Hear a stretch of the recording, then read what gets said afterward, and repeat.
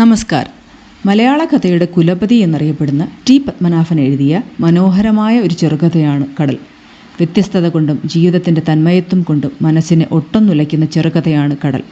അച്ഛനും അമ്മയും മകളും അടങ്ങുന്ന ഒരു ചെറിയ കുടുംബത്തിൻ്റെ വൈകാരികതകളിലൂടെയാണ് കഥ മുന്നേറുന്നത്. കഥയിലേക്ക് കടക്കാം. ഇന്നലെ രാവിലെ അമ്മ പോയി. കഴിഞ്ഞ ഒരാഴ്ചയായി ഞാൻ അമ്മയുടെ അരികെ തന്നെ ഉണ്ടായിരുന്നു. സുഖക്കേട് എന്ന് പറയാൻ അമ്മയ്ക്കൊന്നും ഉണ്ടായിരുന്നില്ല, പ്രായവുമായിരുന്നില്ല. 50 വയസ്സ് മരിക്കാനുള്ള പ്രായമാണെന്ന് ആർക്കും പറയാൻ കഴിയില്ലല്ലോ. എങ്കിലും വരാൻ പോകുന്ന മരണത്തെക്കുറിച്ച് അമ്മയ്ക്ക് ദൃഢമായ ഒരു ബോധമുണ്ടായിരുന്നെന്ന് തോന്നുന്നു. അതുകൊണ്ടാണല്ലോ എന്നെ കൂട്ടിക്കൊണ്ടുവരാൻ നിർബന്ധപൂർവ്വം അച്ഛനെ അയച്ചത്. അച്ഛൻ വരുമ്പോൾ ഞാൻ ഹോസ്റ്റലിൽ തന്നെ ഉണ്ടായിരുന്നു. ഒഴിവു ദിനമായിരുന്നതുകൊണ്ട് കൂട്ടുകാരികൾ മിക്കവരും പുറത്തു പോയിരുന്നു. വരാന്തയിലിരുന്ന് വായിച്ചു കൊണ്ടിരുന്ന ഞാൻ അച്ഛനെ കണ്ടപ്പോൾ ആദ്യം ഒന്ന് ഞെട്ടി. അച്ഛൻ എൻ്റെ ജോലിസ്ഥലത്തോ ഹോസ്റ്റലിലോ ഒന്നും സുഖാന്വേഷണത്തിന് വരുന്ന കൂട്ടത്തിലായിരുന്നില്ലല്ലോ. ബന്ധപ്പെട്ട് അച്ഛൻ്റെ അടുക്കലേക്ക് ചെന്ന എന്നോട് അച്ഛൻ മുഖവരെ ഒന്നും കൂടാതെ പറഞ്ഞു, നിന്നെ കൂട്ടിക്കൊണ്ടു പോകാനാണ് ഞാൻ വന്നിരിക്കുന്നത്. എന്തു പറ്റി എന്ന ഭാവത്തിൽ സംശയഗ്രസ്തയായി അച്ഛൻ്റെ മുഖത്തേക്ക് നോക്കി നിന്നപ്പോൾ അച്ഛൻ പറഞ്ഞു, അമ്മയ്ക്ക് നിന്നെ കാണണമത്രേ, അതുകൊണ്ടാണ്. ഞാൻ എന്തെങ്കിലും ചോദിക്കുന്നതിന് മുൻപായി അച്ഛൻ തിടുക്കത്തിൽ കൂട്ടിച്ചേർക്കുകയും ചെയ്തു, ഇല്ല, അങ്ങനെ വിശേഷിച്ചെന്തെങ്കിലും ഉണ്ടായിട്ടൊന്നുമല്ല. പക്ഷേ കഴിഞ്ഞ കുറച്ചു ദിവസങ്ങളായി സദാ ആലോചനയാണ്. വേറെ ഏതോ ഒരു ലോകത്തിലെത്തിക്കഴിഞ്ഞതുപോലെയാണ് സംസാരം. ഡോക്ടറെ വിളിക്കട്ടെ എന്ന് പറഞ്ഞപ്പോൾ സമ്മതിച്ചില്ല.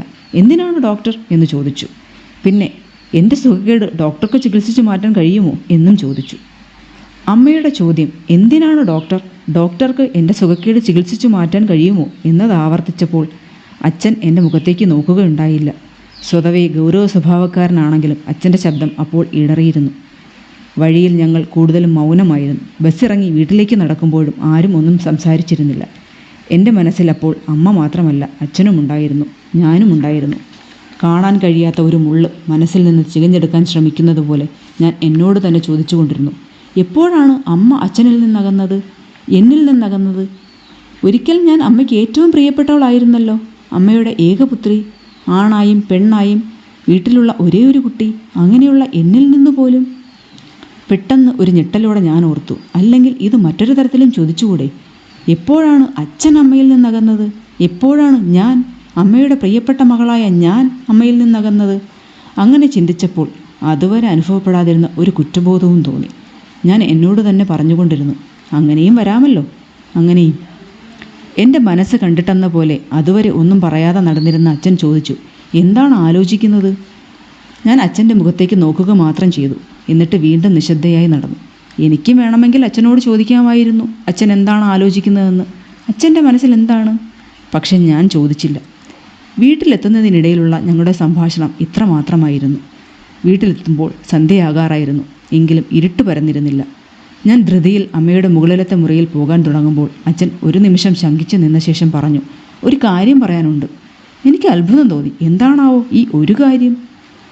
യാത്രയിലുടനീളം മൗനമായി നിന്നതിന് ശേഷം ഇപ്പോൾ ഇവിടെ എത്തിയുടനെ അമ്മയെ കാണുന്നതിന് മുൻപായി എന്താണാവോ?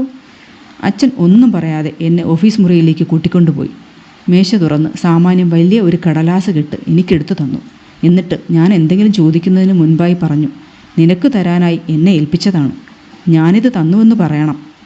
പിന്നീട് എന്തോ ഓർത്തിട്ടെന്ന പോലെ ഇത്രയും കൂടി കൂട്ടിച്ചേർത്തു, ചോദിച്ചെങ്കിൽ മാത്രം പറഞ്ഞാൽ മതി. അച്ഛൻ്റെ ശബ്ദം ഇടറിയിരുന്നു. അച്ഛൻ എൻ്റെ മുഖത്തേക്ക് നോക്കിയിരുന്നുമില്ല. ഞാൻ മുറിയിലേക്ക് കടക്കുമ്പോൾ അമ്മ പടിഞ്ഞാറേ ജനലിലൂടെ സൂര്യനെ നോക്കിയിരിക്കുകയായിരുന്നു. സൂര്യൻ മുക്കാലും മറഞ്ഞു കഴിഞ്ഞിരുന്നു. എങ്കിലും ഒടുവിലത്തെ രശ്മികൾ അമ്മയെ പൊന്നിൽ കുളിപ്പിക്കുന്നുണ്ടായിരുന്നു. സ്വതവേ സുന്ദരമായ അമ്മയുടെ മുഖം അപ്പോൾ ഒന്നുകൂടി ഭംഗിയുള്ളതായി തോന്നി. നന്ദി.